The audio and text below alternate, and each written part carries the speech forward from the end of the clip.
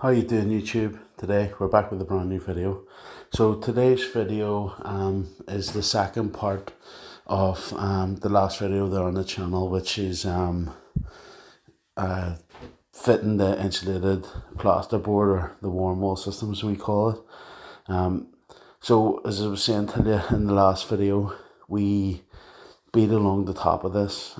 There's a few different ways that you can do it. But we asked the client, and the client wanted it done this way. So we run our bead along the top edge of the board, and we skim up till the bead, and then we also skim the return. And basically it gives us a nice finish around the cornice. It's hard to sort of finish this insulated plasterboard when there is cornice in there.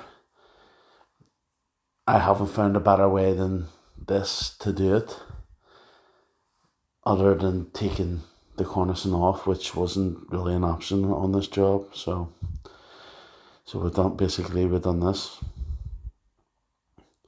I got a GoPro. I bought it there at the weekend, so there should be a few different kinds of videos coming up. I have a ceiling to do, stipple ceiling, which I'm going to try to use a bit of footage from the GoPro. And also I've just a small patching job as well. I'm going to try to get some video from that so you can sort of see up close what I do when I'm patching. So hopefully that should be good. The quality should be better also. It's 1080p 30 fps that I'm going to be filming at. On the ceiling I'll probably use the ultra wide so that you can see everything, but I have a funny feeling that it's going to be a little bit too close, but we'll see. We'll take some video and see how it goes anyway. I have also ordered a load of accessories, so a chest mount, a head mount, sort of selfie sticks, stuff like that there, so I'll be able to do a few den of lives and use the GoPro. I'm still going to go back and forward using my phone, setting it up and sort of shooting as well. So we'll see how it goes. So on this part of the ceiling, you can see that it's curved.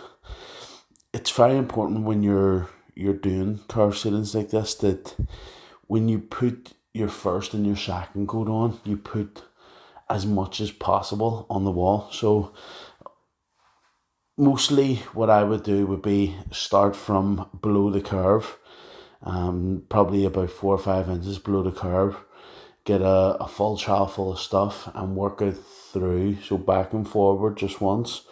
You have to be very careful to sort of turn your hand as you're going round the bend, if you know what I mean. So if you imagine like the motion of like pulling a motorbike throttle, when you start at the bottom, your hand's straight, and as you come up and over the curb, you pull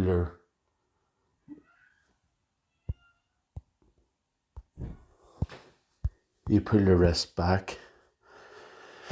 Yeah, you put your first coat on, and you put sort of plenty around the hip of the ceiling, and then you come with your second coat and you do the same. You want to put more than you realistically need on, because a lot of the time when you're trailing around the hip of a ceiling, you'll actually take more off by accident than you really intended to. Skimming a hip ceiling wouldn't be something that I would really suggest for most people. It takes a lot of skill. It took me a very long time to actually get good at it. This wasn't so bad because obviously the ceiling had already been plastered, so the hip was already formed, so you're just really following the hip that's there. But if it hasn't been formed, it's just fresh plasterboard. you bond it first, you form the hip with the bonding, and then you skim it. And I find that's the best way sort of to do it. Yeah, so I just wanted to say, if you're enjoying the video, go and have a look in the links in the description. There's a few links there. There's a buy me coffee link, where you basically you buy me a coffee. There is Patreon, where you pay a monthly fee and you get new videos that aren't posted on YouTube. Sort of shout out, stuff like that there. And then also my Amazon affiliate links. So you go in, you click on the affiliate link, and if you buy something, if you buy the tool, it's basically all tools that I use day to day. So if you buy one of them tools, I get a percentage. If you don't buy the tool but you go on to buy something else, you also get a percentage of that. It doesn't cost you any more, and it's a good way of supporting me while buying stuff that you were going to buy anyway. So feel free to do that if you want to. Yeah, so going forward on the channel, I'm hoping to do a lot more different kinds of videos. So sort of like day in the lives. I had a few people mention that they didn't really want a day in the life because they're here for the plastering, basically. So what I'm planning on doing is the same as the last day in the life. Do the day in the life, but incorporate something that I'm doing. So like the last one was I skimmed the room. So hopefully that sort of hits both, you know, the people that are here just for the plastering, and then the people that are here for sort of the entertainment type value. I don't know. Yeah, so with the GoPro, it's going to help me make lots of different content.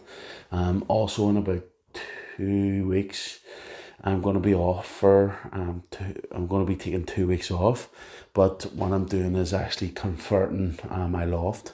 So there's still going to be videos from me doing that, basically.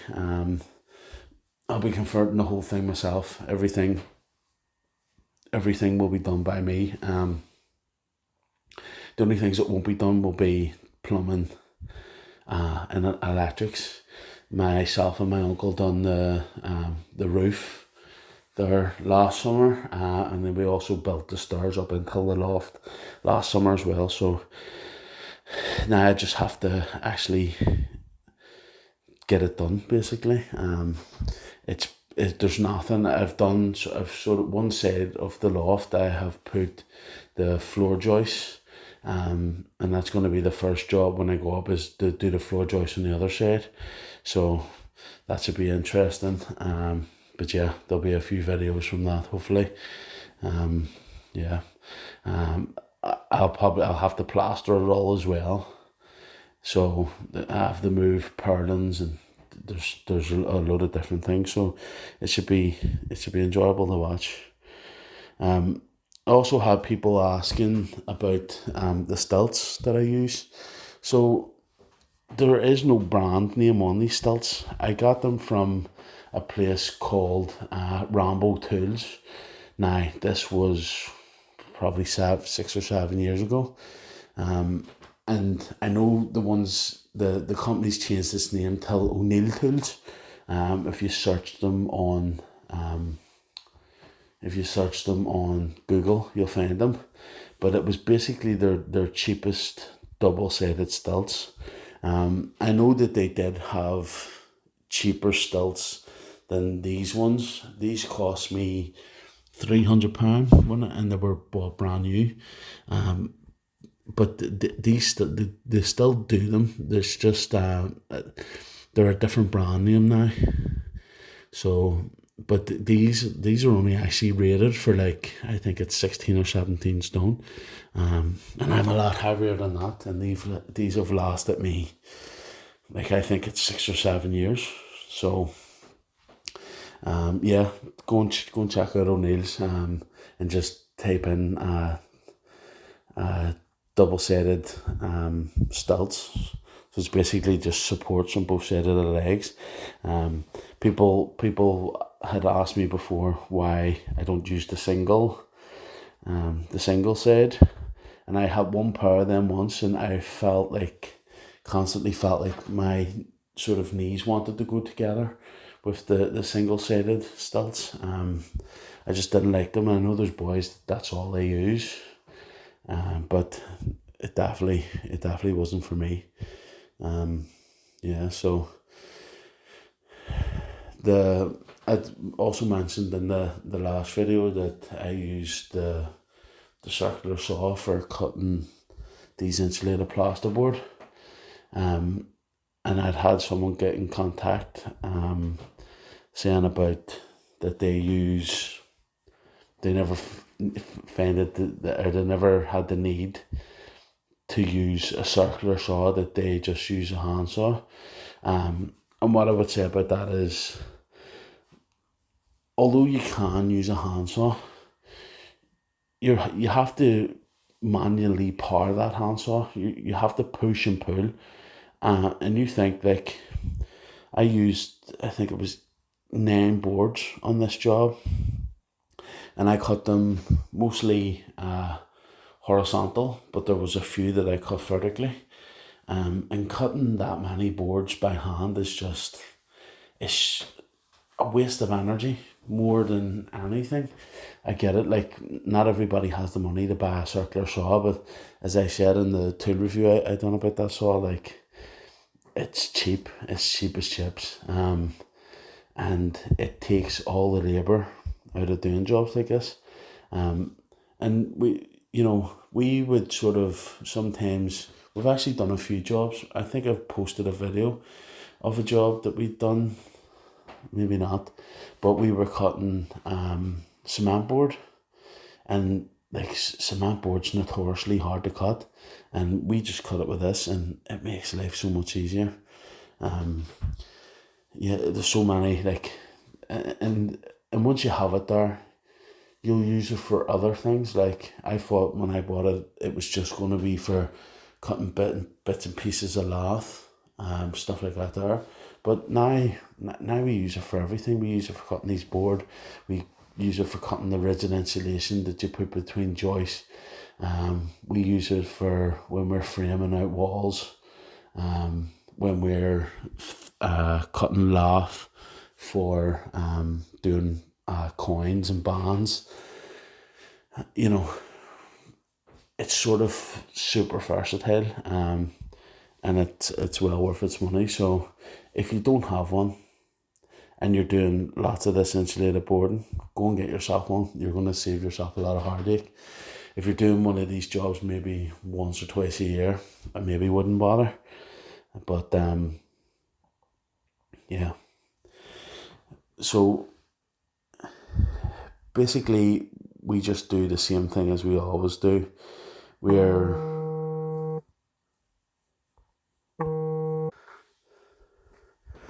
going to trowel this wall up. So we close it in. Once we close it in, then we give it a hard trowel, and then we flex it.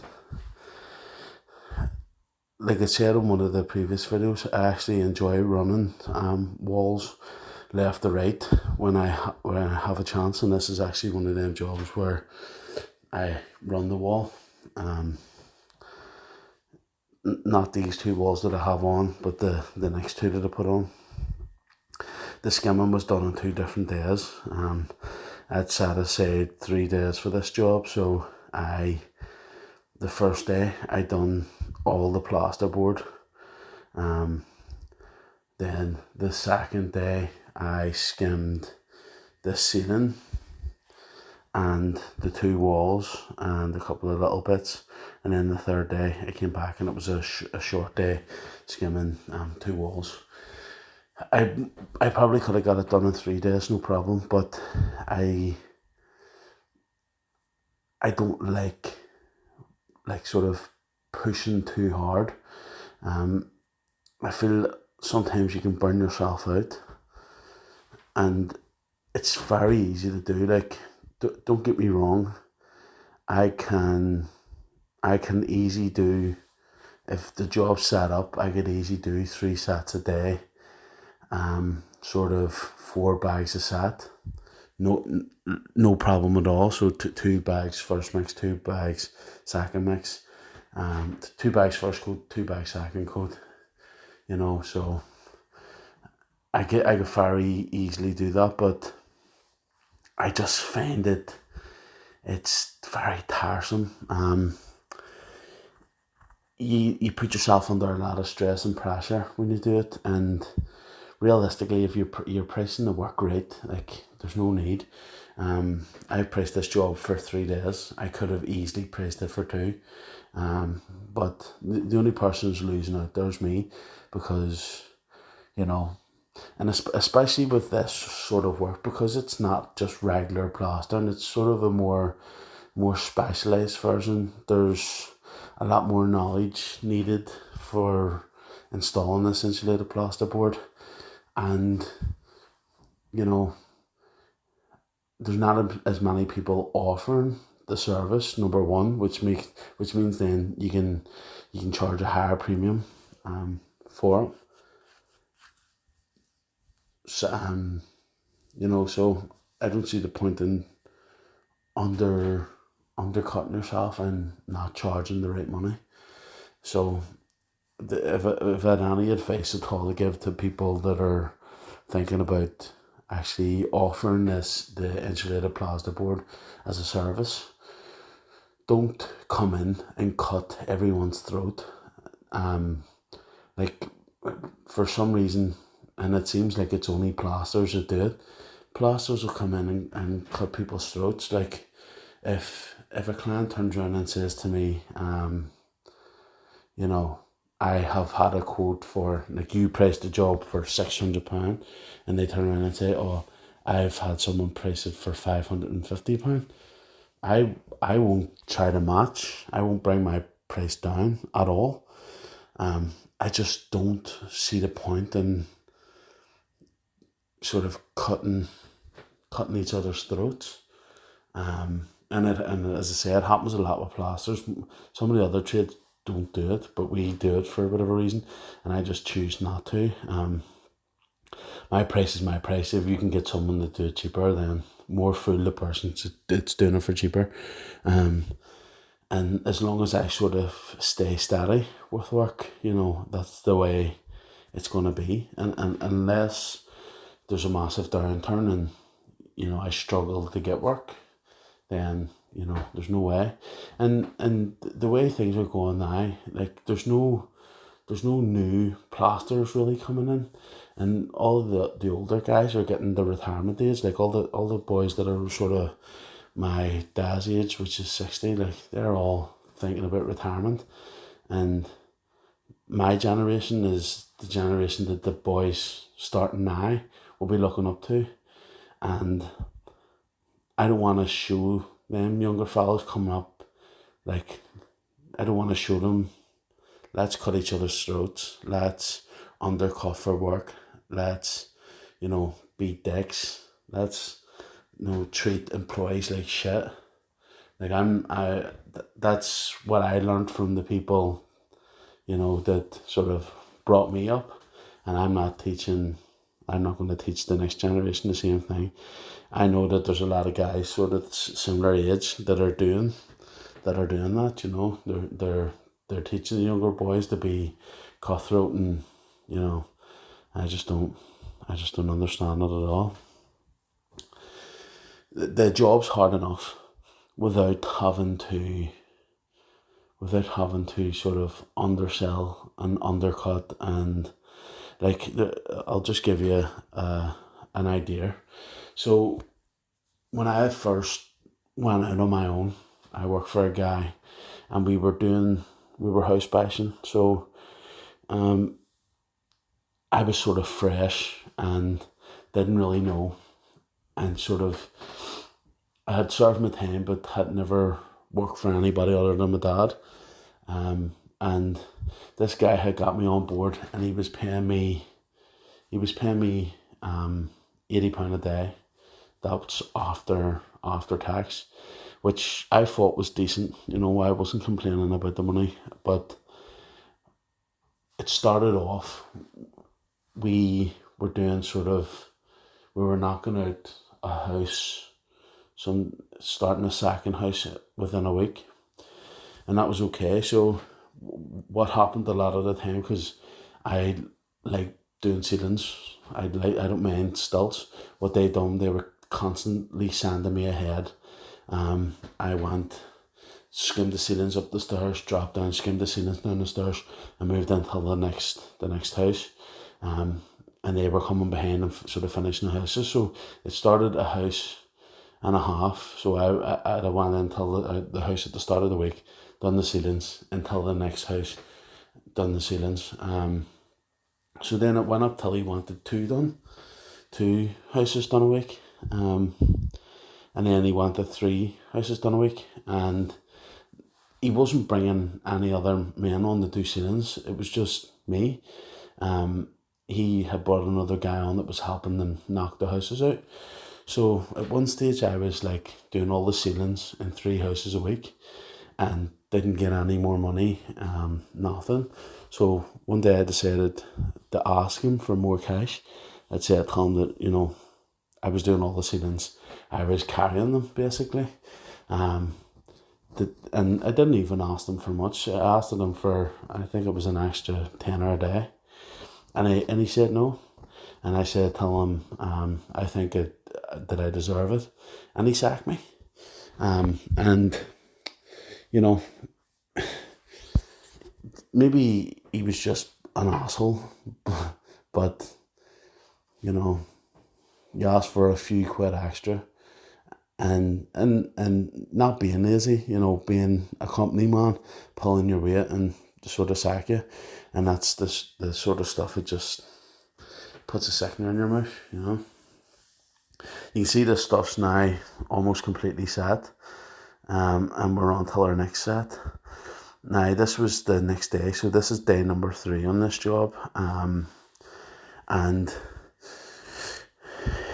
yeah, basically we've just took it easy, and I've left myself just this one wall, one big wall in the window wall, and I've done this because I knew I was going to have to clean up, and when you work on your own, you sort of have to take that into account too. Like, so the first day I spent till probably about 10:30 setting up, covering stairs, putting dust sheets down, getting the sheets out of the vans, getting the saw set up, hooking out the dust masks, all that sort of stuff. And then worked till 4 o'clock the first day, to get all the boarding done. And then the second day was sort of a handier day because I had everything set up. So I just came in and started skimming. So I had an early day the second day. I think I was finished for around 2. And then the last day, because it takes some time cleaning up, I done these 2 walls and then I tidied up. But because I used this sticky, so you can see it here, it's I think it's No Nails is the brand. It's a Screwfix brand. But I used this stuff and I covered the floor around the bottom of the walls, which made life so much easier.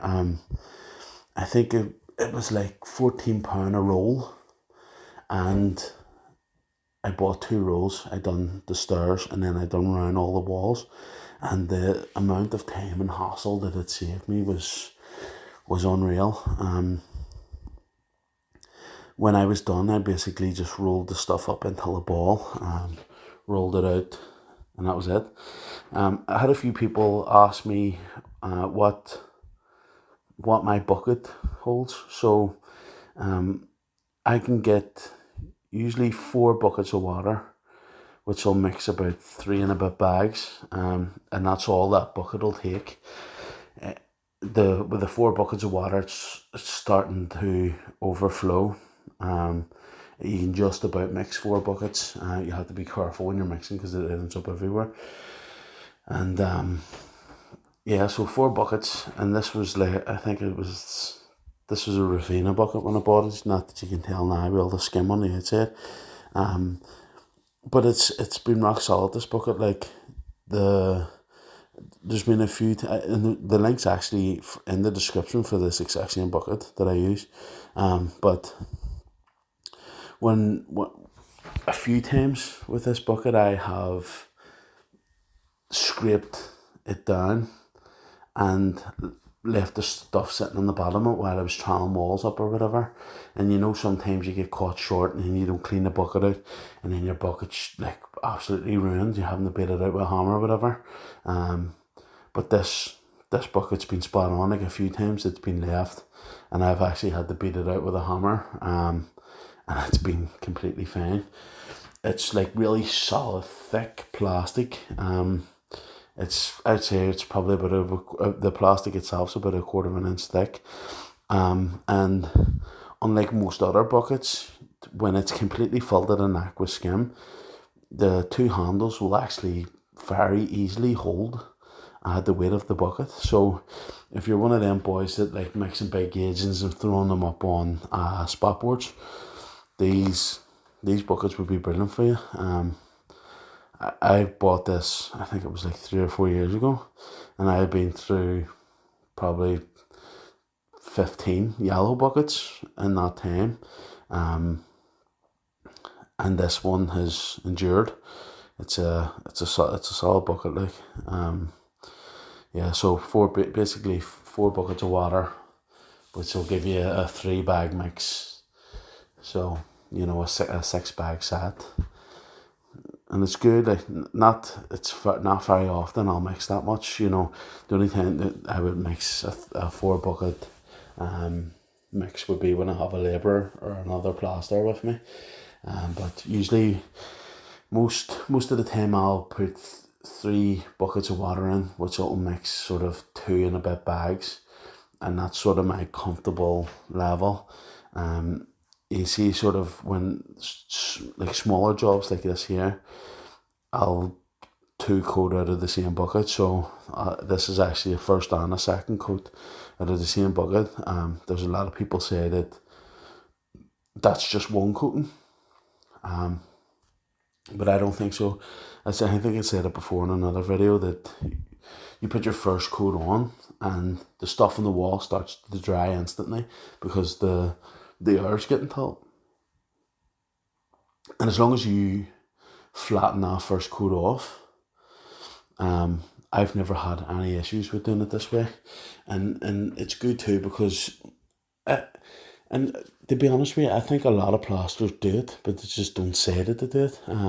A lot of the time when I have small patching jobs and stuff, I'll do both coats out of the same bucket, and I'll also put cement in it.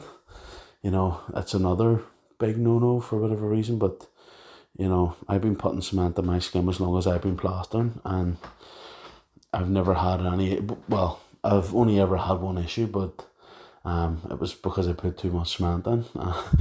It's a funny story. I was doing a bit of work in my mum's house when I was younger, and I was skimming the ceiling, and I'd mixed the first drop of stuff, put it on the ceiling, and then I mixed the second drop of stuff, but I hadn't bought enough skim, so I thought instead of just running and grabbing another bag of skim from the builder's yard that was like 5 minutes away, I decided to top the bucket up with cement, and ended up with probably 3/4 of a bag of cement and 3/4 of a bag of skim. And yeah, it was pure black, and basically I put it on and it was set within, I don't know, minutes. I think I got 2 trials on it. Sanded it down and it looked nice, and then I think it was like a week and a half later it all blew off. Every single pick of it all lost key, and fell down on a sheet, which was mental, like. So I definitely wouldn't advise too much cement. But another good thing you can use too is just dirty water. Like, sometimes when I'm trying to fit 2 jobs into one day, I'll mix like when I go to the morning job, I'll do my skimming there with a drop of cement, and then I will, just before I leave that job, I'll mix up a drop of skim into a bucket, nice and wet. I'll bring it with me till the next job, and I'll put it in till the bucket of stuff that I'm mixing. And because the chemical process is already started, it'll actually start to set the skim instantly. You don't really have much time to play with it, but that's another good way of setting stuff off. Or if you've just done one job on and you're looking to get it set pretty quick, before you leave the house in the morning, just mix a drop of skim into the bucket. And then when you get to the job, just straight in, mix it with the water, and that's it. I had people asking too about the way I brush the walls here. I go through one of these water brushes in about a half a year. They don't last very long when you're constantly brushing the plaster with it. And I had someone said that basically all I'm doing is what spongers do, and as in, when I say spongers, I mean people that use sponge floats, and you're 100% right. It's basically what I'm doing. I'm agitating the surface of the plaster, so that I can get it flat, basically. So yeah, it's the same process. Yeah, so you can see here I'm cutting this. You can see with each stroke, you take all the lines off. And this next video, you're going to see it really clearly, hopefully, up close with the GoPro. You're going to see me cutting the ceilings and taking the lumps and bumps off. And you see we've basically hit the end of the video here. We're giving it its last trial. You see here in the top left hand side that it's starting to turn colour. And that's the indicator you're waiting on to give it its last trial, basically. This has been a bit of a longer video, and I have rambled a bit, I know, but I just had a few things that I wanted to say. I had a comment from someone saying that I ramble and say a lot, and I take that on board. You know, I'm not a professional video maker. I'm not, I'm just making videos for people to enjoy. And so some people may think they're good, some people may think they're shit, but I'm trying my best. So if you enjoy my content, thank you. If you don't enjoy it, there's loads of other plasters on YouTube that you can go and have a look. I know this is a bit different from most because I sort of just do voiceovers of the actual work, and the main reason is because I heavy breathe, because I'm basically overweight, so I heavy breathe down the camera. So yeah, but basically that's it for this video. I hope you enjoyed it. Go and check out the links in the description for Amazon affiliate and all that sort of stuff. Check out our social media. We'll have Facebook, Instagram, TikTok, all that sort of stuff. Yeah, and thanks for watching, guys. Everybody that's got me to 500 subscribers, awesome. Thank you so much. I hope you stay with me for the whole journey. Thanks for watching, and I'll see you in the next video.